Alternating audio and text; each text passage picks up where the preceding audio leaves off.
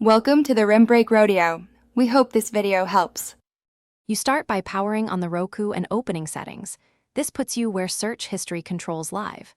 Navigate from home to settings, then privacy, because Roku centralizes search and viewing data there. Once done, look for Smart TV Experience or Device Connections options. These affect what gets logged. Make sure you're on the same Wi-Fi, and if prompted, sign into your Roku account so changes sync to the device and prevent immediate relogging. You now locate the specific search history controls under Privacy. Look for Search History or Smart TV Experience.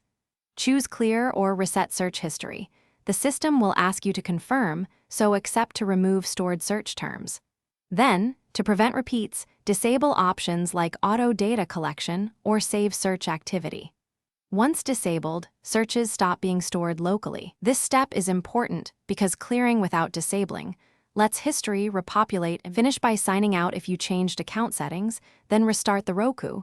This ensures the clear command fully applies. If search entries persist, make sure the Roku firmware is up to date and repeat the clear step, since older software can fail to purge data.